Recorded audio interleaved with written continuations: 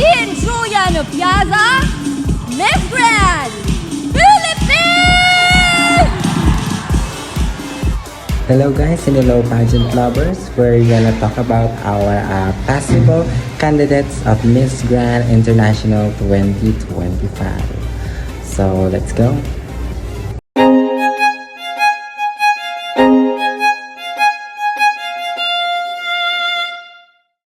So let's start with Anita Rose Gomez, which is the Miss Grand International Zambales. Ayan. So alam naman natin lahat na si Anita Rose Gomez ay nag-compete sa Miss Universe 2024 noong talagang kaabang-abang ngayon ang Miss Grand International dahil nga sila yung mga possible na isa siya sa magiging possible na maging candidates ng darating na Miss Grand International Philippines 2025. So ngayon, si Jarina Sando from Miss Grand International Isabela. Ayan. So sasali din siya ngayon darating na Miss Grand International. Alam naman natin na si Jarina Sando ay sumali ngayon lang sa Miss Universe 2025, which is nakasama lamang siya o nakapasok lang siya sa semifinals.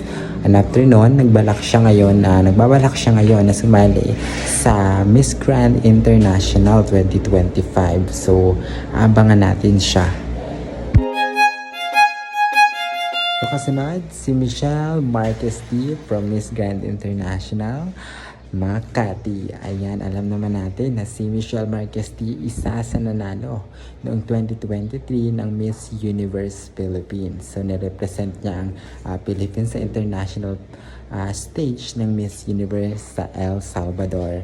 So, ngayon, nagbabalak siya o gusto rin ng mga netizen na sumali siya sa ngayon sa darating na Miss Grand International. So, kaya aabangan natin kung talagang sasali nga ba siya.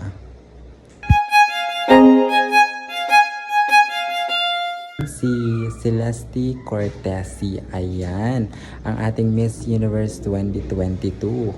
Ayan, so ngayon nagbabalak din siya na sumali sa Miss Grand International. So, possible siya na maging candidates sa darating na pageant na ito. So, aabangan din natin siya.